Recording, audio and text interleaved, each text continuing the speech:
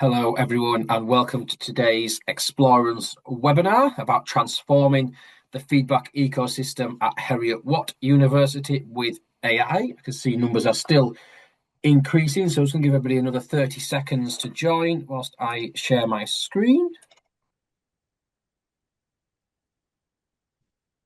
That is the screen done. Let's just have a quick look at those numbers. They seem to have slowed down a little bit. So good morning, good afternoon, good evening, wherever you join us from today. My name is Chris Slack. I'm a Senior Solutions Engineer at Explorance, bit of a product expert, technical resource. So I will be co-presenting today's webinar with Kirsty Scanlon, who joins us from Heriot-Watt University in Scotland. She's the Director of Strategic Planning, Performance and Projects. There's going to be a bit of product side of things from myself. There's going to be a lot of institutional references from Kirsty, and we'll be sort of moving between us both in the next hour or so as we give those examples.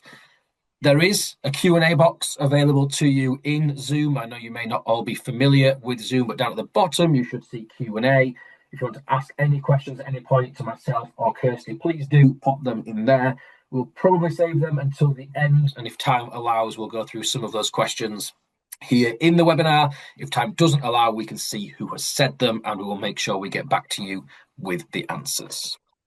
So, no further ado, I'm going to very quickly introduce Explorance in just 2 slides. I know many of you may know who we are or what we do, but there may be some new members of our audience.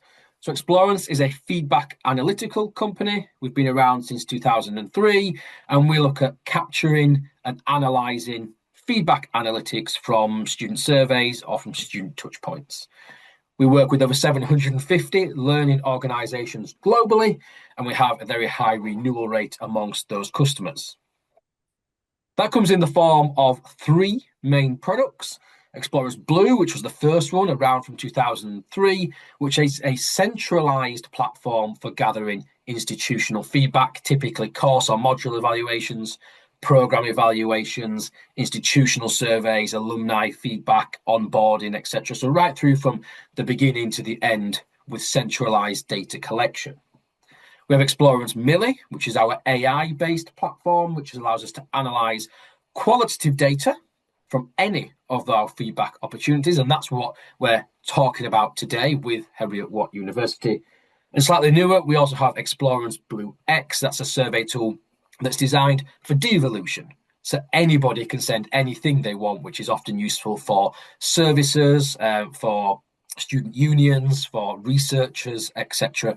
But all of this provides one technology stack from one supplier that allows us to capture the feedback at any point by anyone and do a high level of analysis. So about Millie now, and an introduction from Kirsty and her role at Heriot-Watt. Thanks very much, Chris. If you can just give it, so it's got a little animation on there. Heriot-Watt University, people don't necessarily always know where it is because it doesn't have the place name in the title. We are based outside of Edinburgh. We have a main campus, Riccarton, which is sort of southwest of Edinburgh. But we also have fully integrated campuses around the globe. We have a campus in Dubai, a campus in Malaysia. We have a campus in the Borders in Galashiels, and we have a small campus in Orkney. But our mothership, if you like, is at Riccarton in Edinburgh. If you can just move on to the next slide, please, Chris. So I just want to talk to you about that, putting it into numbers terms, because we all like numbers.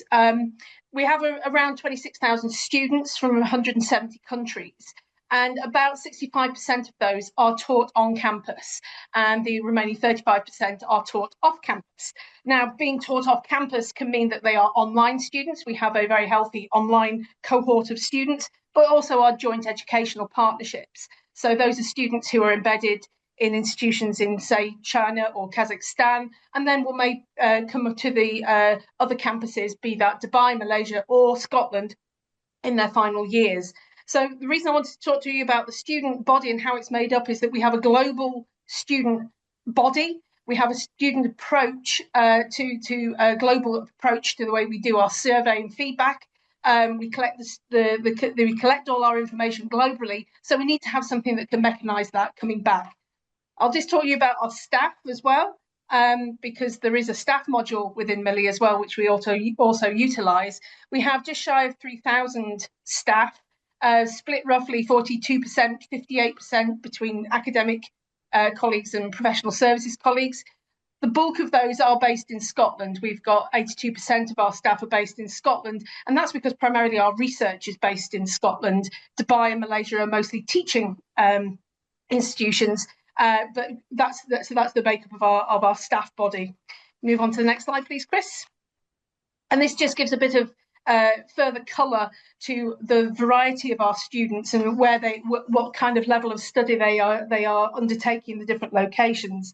In Scotland, Malaysia and Dubai, that yellow band is our undergraduate cohort. It's our classic 4-year degree because we're a Scottish institution. We have 4 years for our undergraduate degree programme. The orange band is our postgraduate taught body, which you can see is very, very substantial in our independent learner category. And our PGR postgraduate research students are the pink one. So you can see a bulk of our research is based in the Scottish campuses. So that just gives you a flavour of the blend and the types of the student body around our global offering. Okay.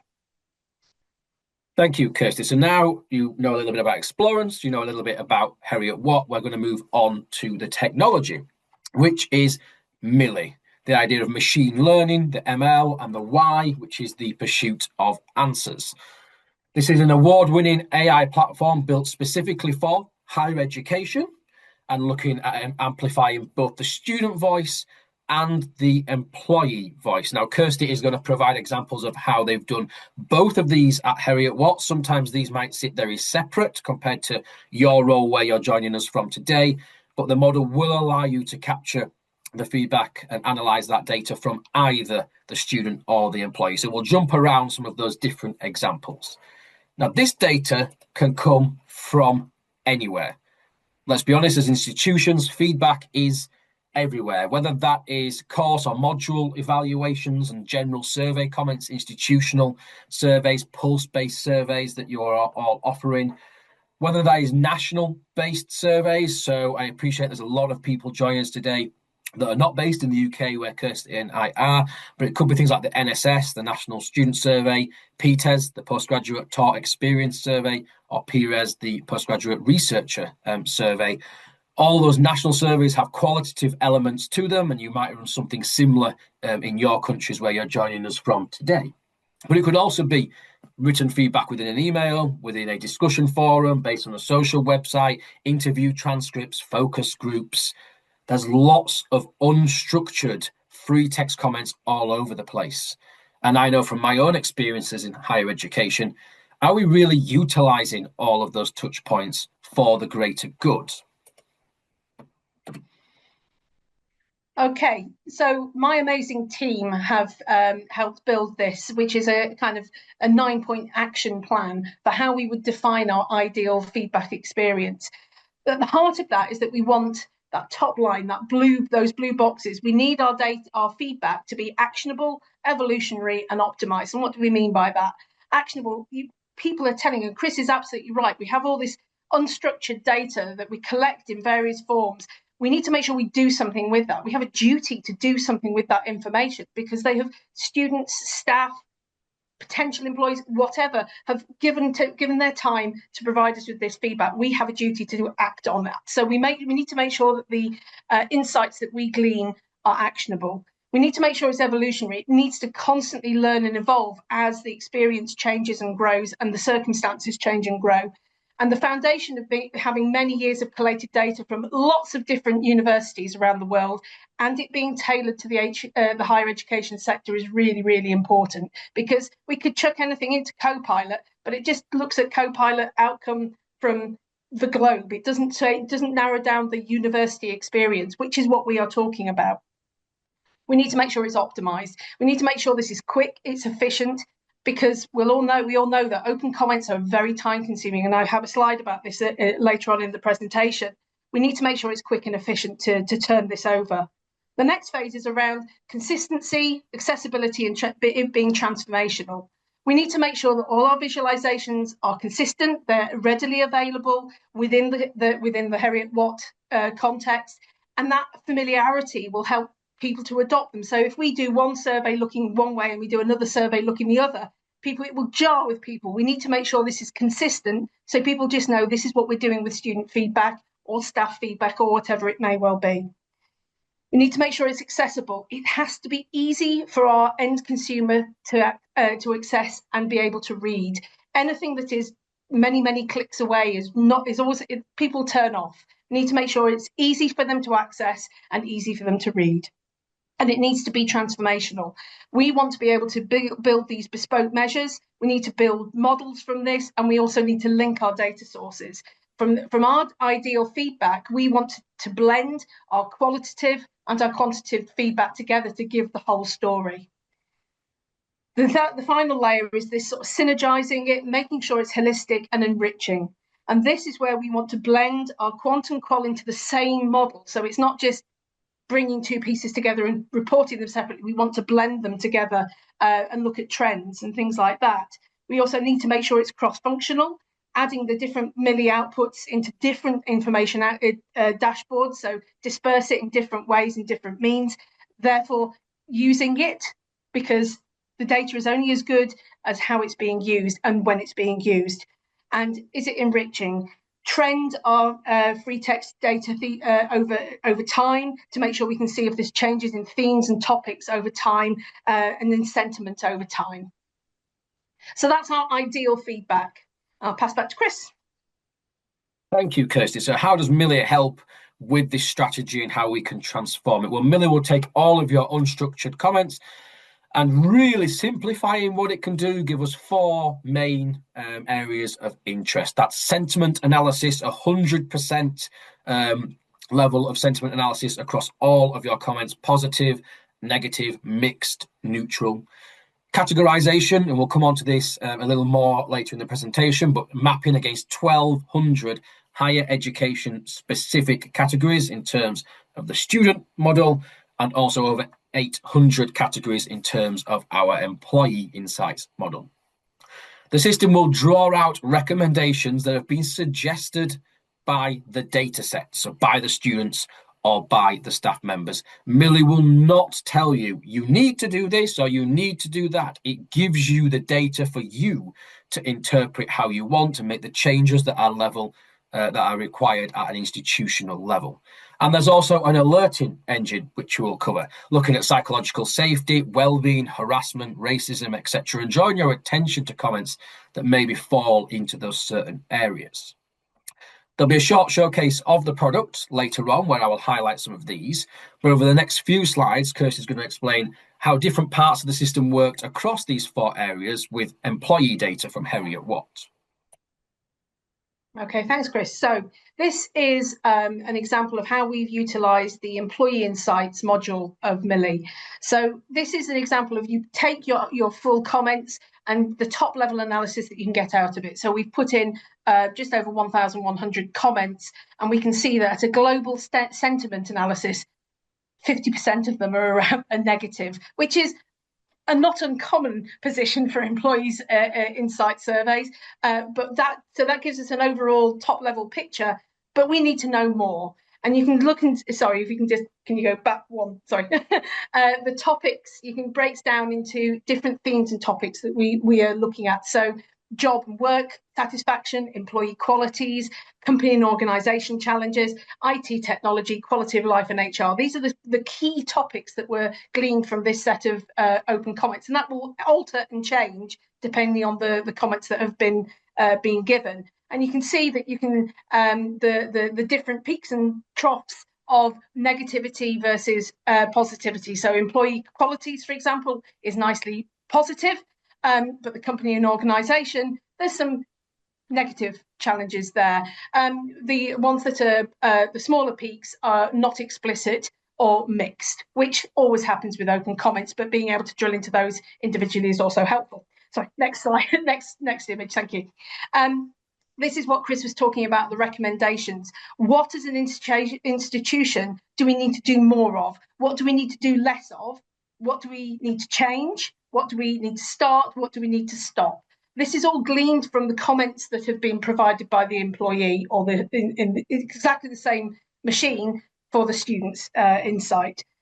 So you can see that we've got a real challenge here from our employee population around change. The orange boxes are the change comments. So they're saying we need to change the way we are doing things. So that immediately gives us a level of insight that just, is it negative, didn't give us. So the next image is around these alerts. Now this is a really important tool in the Millie toolkit, which is you have the ability to change the thresholds of this. So it can be quite sensitive, or it can be the opposite of quite sensitive, quite blunt. We can make sure we can flag where there's language being used that could be racist, sexist, challenges around mental health, particularly in the student body. That can be absolutely vital. In this case, challenges around misconduct or bullying, urgent issues in the physical environment for employees, urgent issues that may impact the student experience. So those are ones that we set that we want to analyse quickly and swiftly. So we can say we've got 10 alerts, and we can click into these and see the comments and see the context that they're being raised. So immediately we can start drilling into this information and get insight. And this is at the very top level. Okay, this is the widgets page. So this is the Millie widgets that come out of the box from Explorance.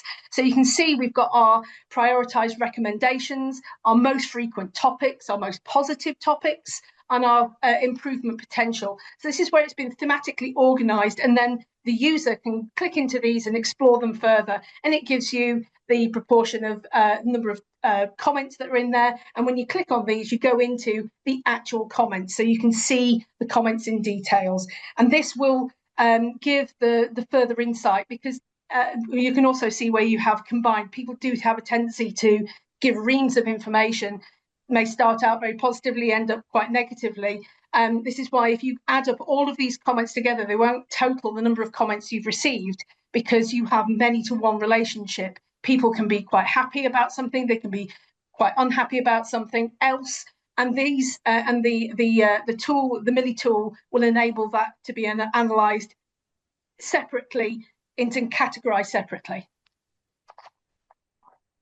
Okay, moving on. So this is where we can start to cross tab. So again, we're drilling further down into the information, getting that insight that's absolutely vital.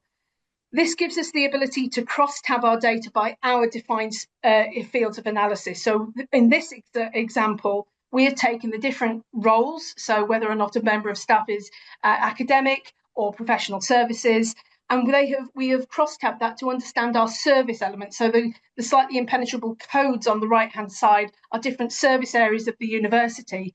And what this immediately shows us is a bit of insight. You can just click, please, Chris.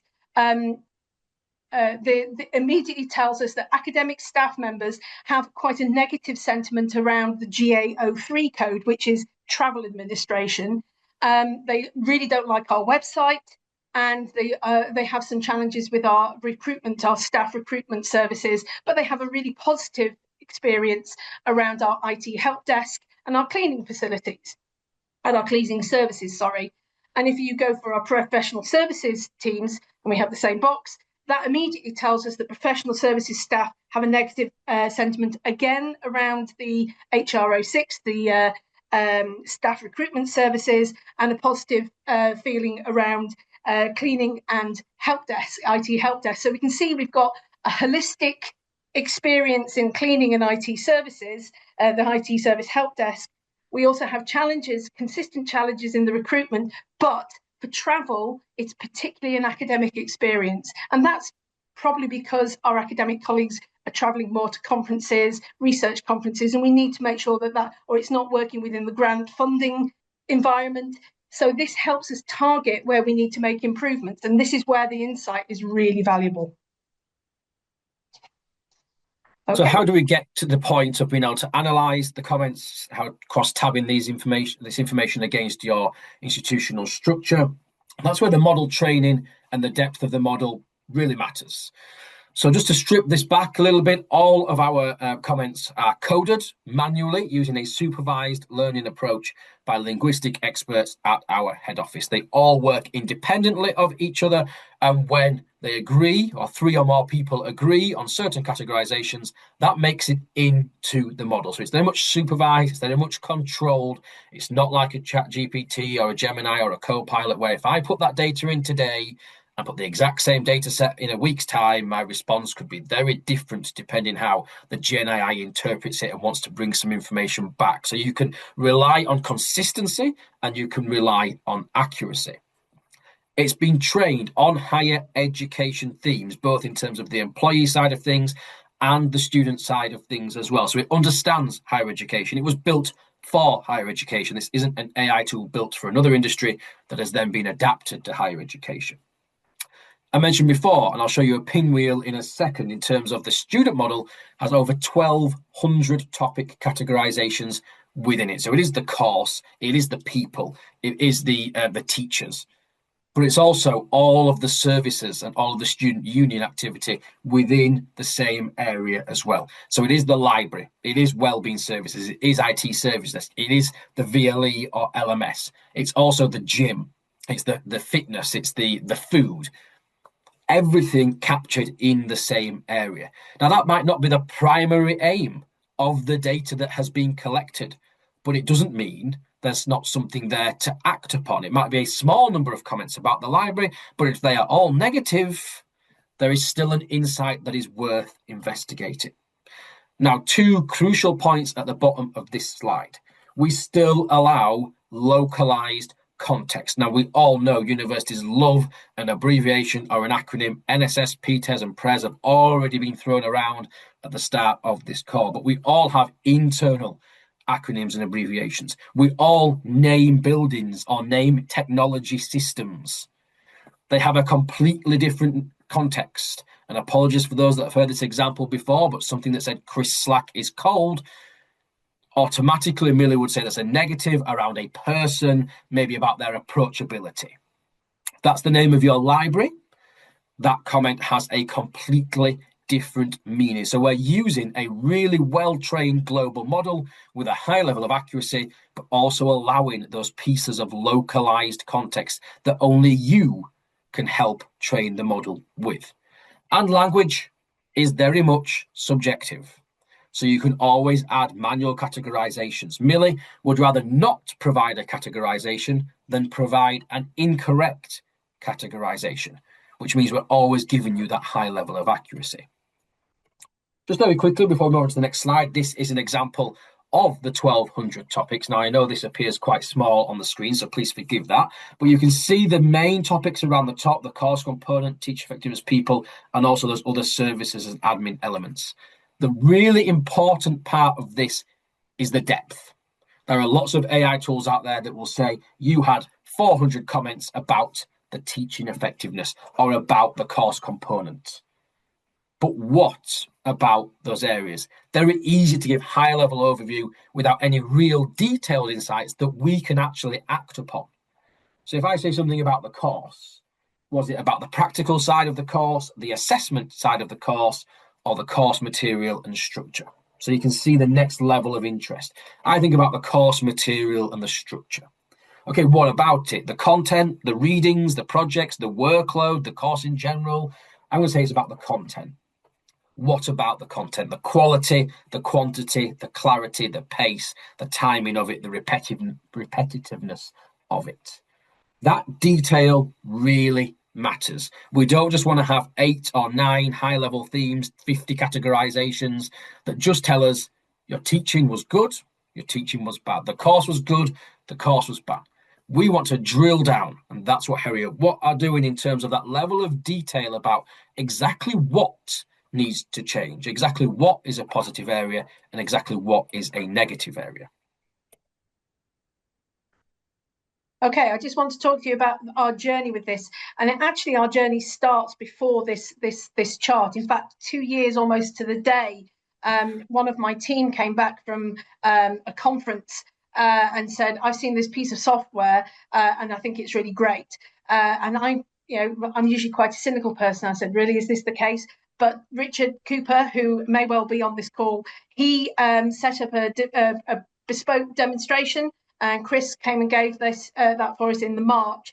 And by August, we had signed up to go through the student experience insights model. So this was the kind of the first part of our journey. But this map shows us where we've started to really weaponize it and use it going forward. So from September through to December in 2024, we started to calibrate the model and started using Millie, the student insights, experience insights model, and we applied that to our internal model. So these are not global ones. This isn't the PTES, the PRES, the NSS that Chris has already explained. This is our individual Welcome Week survey, our mid-semester course check-in survey, and our end of semester course check-in survey. So these are ones that we have designed internally, and the results come through as flat files, and we have put these through Millie. By January, we signed on for the Employee Experience Insights module, and we started to use that, and you can see that in our previous slides.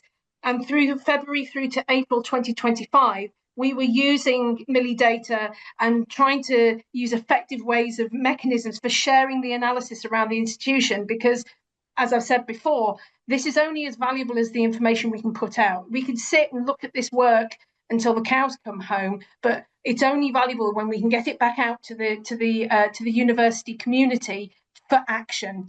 And this is what we've been trying to explore in that first part of the journey. In through April and August 2025, we ran some internal staff pulse surveys, and we used and also the National Student Survey results fell into that time frame, and we used Millie to provide the quick and speedy results turnover that we were looking for. And we kind of reached a fork in the road, about we could have just gone forward with using the Millie product as it is out of the box. So that bottom leg of the journey, using Millie out of the box for efficient analysis, using it on our staff surveys and our student surveys, and using the built-in dashboard. However, we had an opportunity, and we started to look at what we could do next. You can just click again, please, Chris. We wanted to unify that feedback experience. So back to that 9-box plot that my team pulled together. How can we unify that feedback experience and embed it into the things that we are building as an institution? So we're strategically utilising and integrating all of our institutional tools to achieve the ideal feedback experience. And I'll show you some examples of that later on. But I do want to say a huge thank you to Richard Cooper, to Ellie Henderson, to Rose Thornhill and Angela Herkes in my team, who are utilising and driving forward the best practice, an amazing practice at Heriot-Watt. So I am only here to talk about what they are doing, and they do it very, very well. I just want to explain why we used Millie and why we went forward with Millie. The first one is that bottom left-hand box. It is higher education specific. It isn't just like chucking things into Copilot. We're getting output that is tailored, and it is tailored against the university sector. That is really important to our student experience and to our staff experience. It's that ability to blend the quantitative and the qualitative analysis, the topic specific sentiment analysis, the recommendations on what to start, stop, continue, or change. Absolutely brilliant. And those alerts. Those alerts are so important, particularly when you're looking at the student experience. We've had some horrible stories in the sector of students with mental health challenges, and it would be really terrible if any of our open comments could start indicating some of those real challenges that students or indeed staff may be having, and we're not able to action them. So those alerts are a really good way to safeguard for us. Security, that top blue box, is slightly boring, but it is so important. To get this through our information governance team, who are an amazing set of colleagues in the institution, we had to provide the reassurance and that this data was going to be safe. This data stays in the Heriot-Watt footprint. It doesn't leave, it doesn't get passed back to Explorance. We are just simply utilising our data against this model in our own footprint. So the data is secure, and that is really important to your information governance colleagues. Is it efficient? It substantially reduces the time and effort. In my dim and distant past, I have analysed open comments work, and it is hard. It is time consuming. it is exhausting, it is mentally challenging, and it isn't pleasant sometimes. So having that efficiency in that space, also the objectivity. By the time I was reading the 1,000 staff experience comment in a previous institution, I was quite jaded. And your objectivity is sometimes compromised just because you're seeing the same comment or a different comment in a slightly different flavour. You need to make sure that it's enhanced, that accuracy is enhanced. So by having this done by AI, but intelligent AI, this is a really good way of having that accuracy and consistency, and it is easily repeated. So you're not having to redesign coding methodologies. It's also a really good example of harnessing AI. AI is a hot topic in many institutions, but it's also an area of concern. As institutions, we want to make sure that we're utilising AI in a responsible way. This is a responsible use of AI and is one that is cited by our director of HR of IT as a responsible use of AI. The model's been trained on millions of data points over several years before coming to the market, and it deploys really powerful machine learning. And again, back to that, it's in the university, in the higher education specific context. It's fast and it's flexible.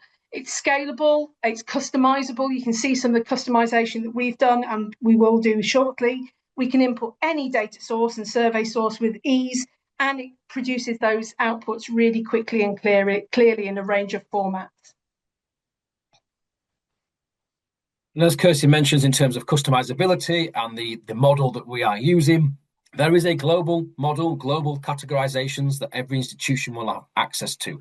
But there's an unlimited amount of variation that can be applied to this. So again, some of these are UK specific, like the NSS, PTES and PRES, but everybody that does module or course or unit evaluations can also create their own models and also related to the institutional topics. So if you were or are an institution like Heriot-Watt were doing a lot of manual coding for a range of different surveys from onboarding through to alumni and everything in between, and you've created your own code book or playbook over the years, and you want this to look the same, then Millie would also support that. Everything can be reorganized, renamed, rescheduled, and I'll show you a little bit of this in the very short demonstration that we will have. But this means it can be applied to anything and everything.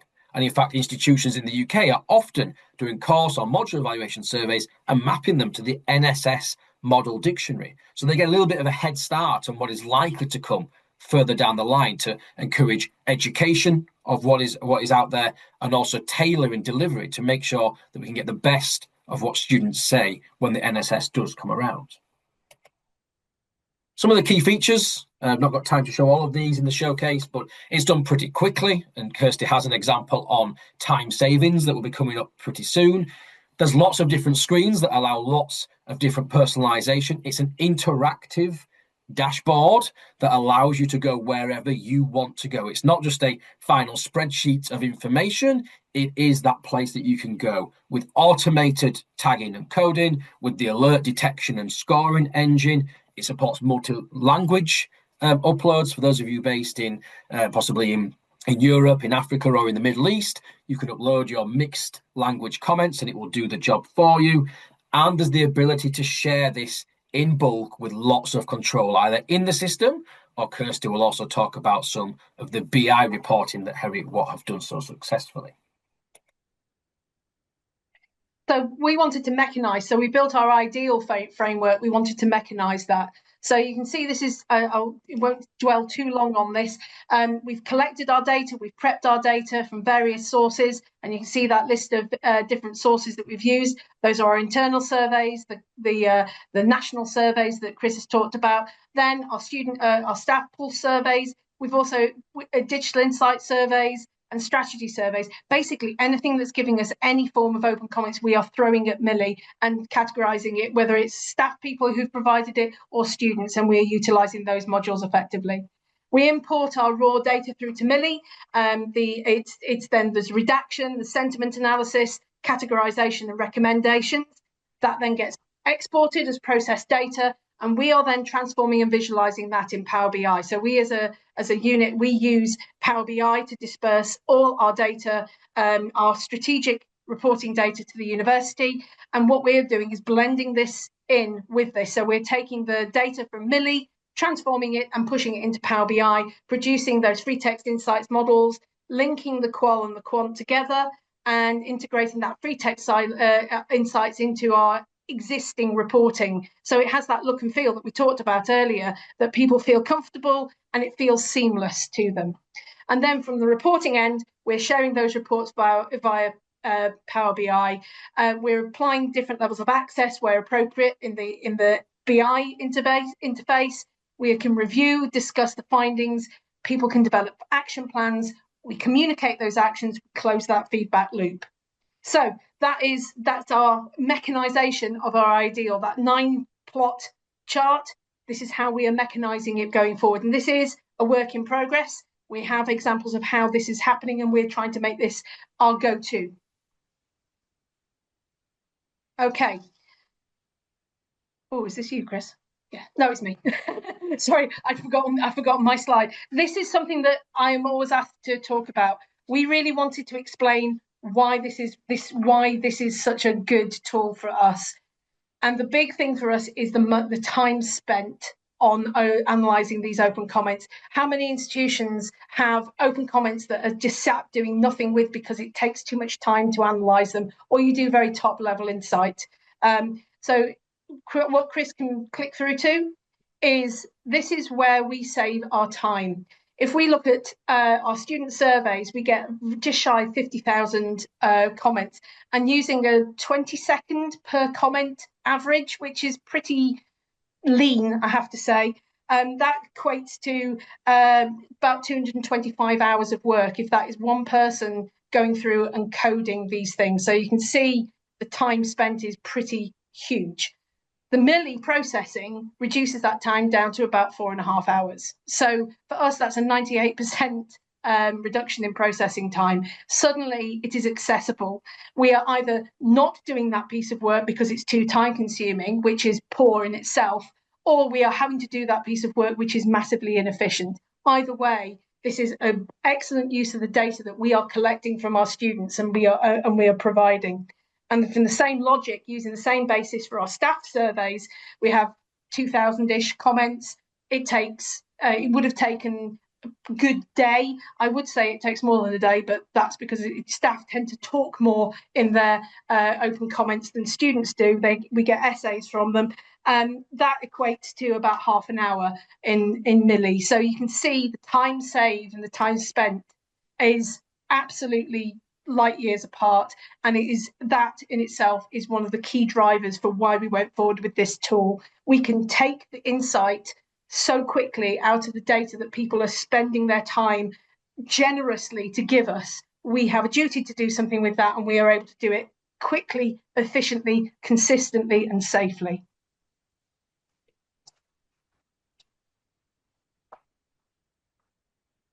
Okay, so this is just sort of talking about how, so the time spent, we can actually spend our time building better things. So rather than our time being spent doing the analysis of the open comments, we're building those wonderful Power BI models that will deliver that insight to our communities in a consistent and clear way.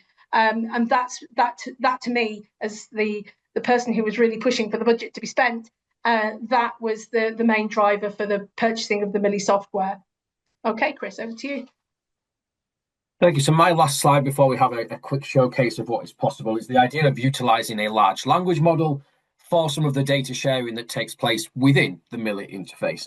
Now, this is our own large language model developed in-house at Explorance. So again, we're not going out to any third party to write things up for us. However, if you do have institutional large language models by Copilot or Gemini or the enterprise license for ChatGPT, and that's already trained in institutional language, we can integrate that and that can write the large language model for you. But for now, I'm going to stick with the one developed by Explorance. The idea of this is to give a quick summary of the data. Now, that can be useful at an institutional level for tens of thousands of comments, but can also be really relevant at a course, modular, unit, or even program level, where you're getting non-data experts accessing the information who don't want to spend hours of their own time trying to read between the lines about what percentages mean against a small number of categories. They get full model coverage with a summary personalized to them and their role. Now, we do offer an interactive dashboard. They do or do not have to work their way through that. They can pick and choose what they want to see. But what we do offer is a very accessible space where they can decide what trends they want to apply. There's no unsightly spreadsheet. There's no sorting and filtering of data. It's all within the capabilities of an online experience that's very easy to work your way around. What I'm going to do for 5 minutes or so is to show you some of the very high-level key pieces within Millie. We don't have time to go into any more detail. And then Kirsty will finish off with the part that actually takes place after Millie and some real detail on the BI side of things. So it's pretty clear that anything that does happen in Millie can be taken out to Tableau, to Power BI, business intelligence tools, data warehouses, etc. So here I am now in Millie. I have a file of 9,000 student comments that have come from an internal survey, and you'll see across the top the 4 main areas of interest that we spoke about in some of the slides. A summary, so the large language model covering the alerts that came up in the data set, the recommendations from the students, the nicely titled areas for improvement, your negative stuff, and also the strengths. And what you can see early on here is that level of granularity. The availability of grading, which itself sits in assessment, which sits in the course. 4 levels of depth. So you can be really specific about what needs to change. Without the 1,200 topics, without the granularity, all we would say is something needs to change around assessments, which is as broad and undetailed as possible. This can be saved as a PDF. It can be exported. It's meant to be a short, concise summary of what the data is saying. Now, when we share, it will also only share the data with the role that that user has. So if they are from the Department of Chemistry and I click apply, they would only see the data relevant to them. But as an institution or even the head of chemistry, I can apply further filters to what I want in terms of what I see. So if I decided I just want my classroom students in chemistry, you'll see that the insights will get smaller because we've got a smaller sample size now. There's no alerts left anymore at all. And things like the recommendations, areas for improvement, and strengths have all changed. These filters on demographics to do with the course, the program, the student themselves are really powerful. And this is what Kirsty had some screenshots of earlier when we looked at the professional staff and the academic staff. But this can allow us to look at socioeconomic groups. It can allow us to look at race. It can allow us to look at what grades they got, disability status. Are we catering for all of these different needs? And for those in the UK, we have those as part of the NSS survey across lots of different sheets. But are we joining them together and getting the rich, powerful nature of what that data can provide? We have our overview, which are those 4 main areas I said when I was simplifying things. Our sentiment, the categorizations, the recommendations, and the alerting engine as well. And we saw some screenshots of Heriot-Watt's overview screen earlier on in terms of all the things that were being mapped. And you can see, got quite a large data file here, but when Kirsty spoke about this one-to-one relationship and how Millie works above that, we can see that actually 11% of our comments were mixed. They talked about a positive thing and a negative thing at the same time. We don't want to generalize and say that is one or the other. And the number of topics will always be higher than the number of analyzed comments. All of this is clickable. Clicking through goes into the comment explorer. It does what it says on the tin. You can explore your way around the comments. Nothing is a secret. You get all of the verbatim comments, which isn't always the same with other AI platforms. They give you a result which you can't really verify. So here we can see all of the categorizations, the positive, the negative, possibly a mix between the two. We can map up to 7 categorizations per comment. It used to be more, but we thought that took away from this idea of representing what the comment is actually about. If somebody writes 2 paragraphs, they might talk about 20 things, but it might be a very fleeting reference to 1 or 2 things. So we want to change this to the priority. Even something very small can find sentiment and can find positivity and can find topics. The system will also allow us to add question context. So a lot of the time we are asking questions such as, which one thing did you like? Which one thing would you improve? And the response could be as simple as nothing, the library, the campus. How can we possibly categorize something that has lost its context. So the system will allow us to bring the question context in, and all of a sudden the response of nothing to what one thing would you improve is a positive. A response of what things did you like, and the response was nothing. The exact same one-word answer is the complete opposite in terms of sentiment. That is now a negative. So it's very important to bring that level of context in to help an accurate level of sentiment and categorization. And we can see here, I've switched the most positive first. You can see, even with relatively short comments, the high 7 number of positive comments. And anything in purple is a manual categorization made by me. Please do not think that's accurate if you are reading in detail or watching this back. It's just things I've done for demo purposes, so probably won't be. But that idea of you adding to what Millie is already allowing us to do. We have the widget-based area, which again, we saw some screenshots of in Kirsty's presentation. The recommendations, the frequency of topics, the positive areas, the improvement areas, but also the ability to look across different years and compare different data sets. The ability for us to look across different demographics, different departments, different course formats, the socioeconomic background, as I mentioned before. Really powerful tool to allow us to do some comparisons within the system. And again, sharing this out to relevant users, either through the system or through the BI level of reporting. And finally, that idea of this customized model available to anyone. This is the exact same data file, 9,108 comments. You'll see the slightly less topic sentiments, but you will see all of the topics have been renamed and reorganized. And this one in particular is our NSS-based custom model.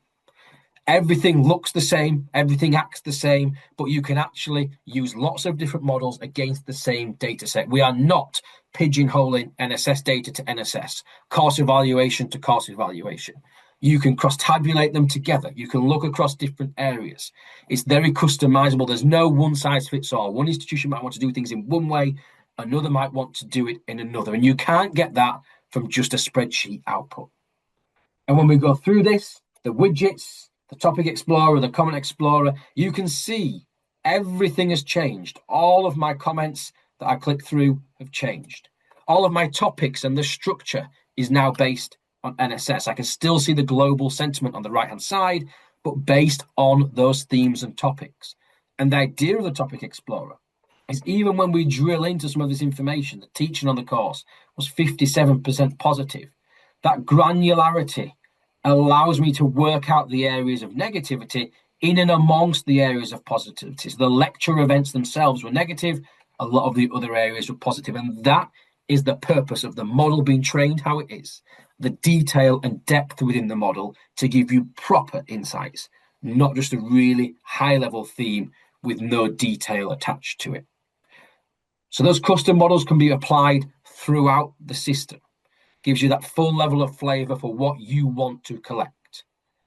And at the end of that, everything can be reported in Millie.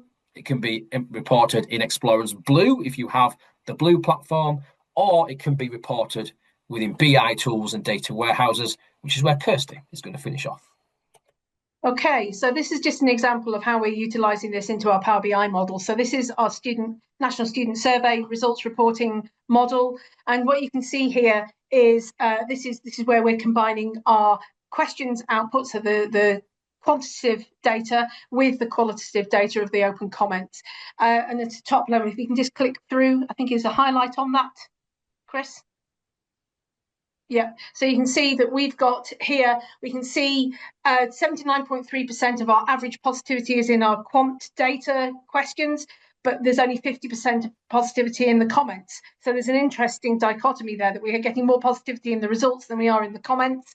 The overall satisfaction is 76.1, so it's slightly lower, but there's 18.2% opportunity for improvement to comments. And that's really valuable to help building our action plans. So this has a look and feel and is built into our NSS reporting, which means that people aren't feeling that it doesn't jar, it works smooth and seamlessly, and our course leaders, program leaders, academic community can just take one model and see the whole suite. We'll just move on to the next chart, Chris. This is where we're looking at cross-functional reporting. So we have a course dashboard, which is a go-to dashboard for all our course leaders in the institution. So every single academic member of staff has access to this model, and it gives a full one-stop shop for their data needs. So it's got things like what makes up their course, how many students do they have on their course, what's the academic outcome of the course, what's the engagement on this course using from Canvas, and also their student experience, their course experience. So we've taken the comments from their mid-semester, their end-of-semester surveys, put them into a chart which we've had for a while. Now, by building in the Millie sentiment analysis, we're able to blend in that open comments analysis too. So again, one-stop shop, one course dashboard to rule them all, and they can utilize that to do their assessment, their course write-ups, help them with their promotional material and things like that. It's really valuable and a really utilized dashboard. The next one is sorry, I'm just cantering through this at speed because I'm conscious of time. This is just an indication of how we're utilizing some of the Power BI outputs. So this shows a decomposition tree, which sounds really charming. And that provides really intuitive drill downs and drill throughs. So if you just click through here, Chris, you can see that you can drill into the different analysis at different levels. So we can look here, this is Edinburgh. We're looking into Edinburgh, we're looking at our School of Social Sciences, we're looking at undergraduate, we're going down into the course levels, and we can start looking at the different topics that are specific to those courses. So if you're somebody in a leadership position, you can easily utilize and see those different legs of the tree and be able to see some of the insight that is coming through. So this is how we're taking this data out of Millie and utilizing it in our Power BI space. And we have a final example of that on our employee reporting. We'll move on to the next one just because of time. This is our employee insights. So we've built a Power BI model using the quant outcome from the Pulse survey with the qualitative data, and we're building a whole story for this particular Pulse survey about what could you change to enhance your well-being, what would it be, different metrics and the different topics. So this is a really useful, consistent and easy to utilize for our end user experience, which is really valuable because the more people who find it easy to use, the more value they'll find in the data.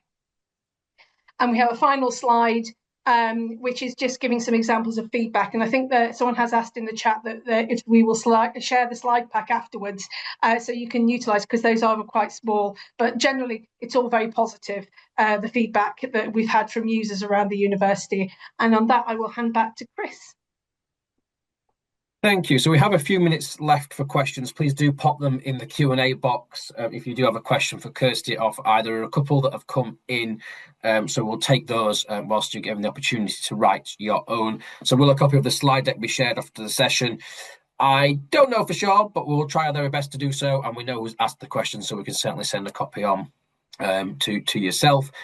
Can you confirm that we can filter the analysis results based on answers given to the questions in addition to socio-demographic criteria? Absolutely. And there are institutions out there doing qual versus quant comparisons. A great example from the University of Newcastle in Australia, actually, is that they have a pulse survey at the end of the year where they ask an NPS question, 1 to 10, would you recommend the institution? And a qual question that says, please explain why. And they use Millie to say, okay, let's have a look at those people that are promoters that have said a 9 and a 10 in our NPS question, and have a look at what is detected as being their negative side of the comments. So probably there is a small section of what they wrote because they're on the whole a positive person based on their quant response, but you can pigeonhole that, you can find that, you can act upon that, you can look at their recommendations.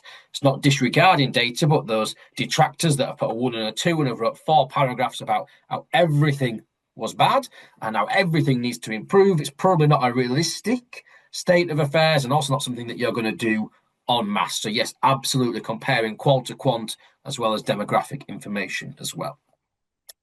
A question for you, Kirsty, as well, if we can, which is what's the uptake in terms of the usage of the dashboards and who do you share them to? So it very much depends on the particular survey. So for example, our staff survey, everybody who is a leader of those areas gets access to all of the open comments. It isn't necessarily appropriate that every member of the university sees those comments. However, for something like the NSS, which is actually public data, that dashboard is universally available to anybody in the university who wants to see it. For the student experience, I'm very much, I think that this data should be shared because people can utilize and share best practice and best experience. So that's something that I've designated within our sharing mechanism for our student experience, that somebody who's in the department that looks after chemistry can see the area that looks at business, so we can look at best practice between those two areas. So it depends on the context of the survey and the question being asked, but we are as open with that data as we possibly can be, because that's where people can learn. And one more for Kirsty. Like I said, get some more. You've got a couple of minutes if you do have any more questions to ask. In terms of what you're now doing as an institution and a really well thought out sort of feedback journey that you're on and that your team have put together, how is this particular piece of software helping or enhancing that in terms of getting to these outputs quickly? So I think particularly with the staff insight, the staff surveys, people I think put so much more in the open comments than they do in the answering of the metric questions. And people like to be listened to. We are in the process of developing a new strategy.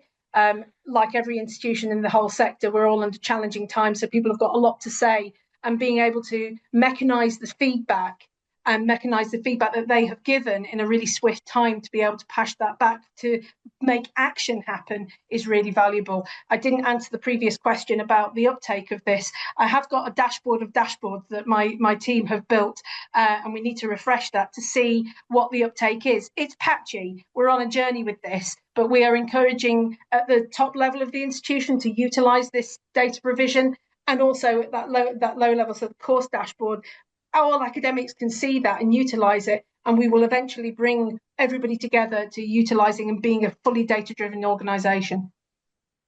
Thank you, Kirsty. There is one final question that's coming, which is quite specific. I don't know how many on the call are current Explorance customers, but in terms of being an Explorance customer at present, we know who's asked the question. We can get in touch with you. But Millie is available standalone, where you can do things without any other Explorance products. It's also available as an integration to Blue, which would surface for this question. The answer to this question in terms of you can buy the add-on.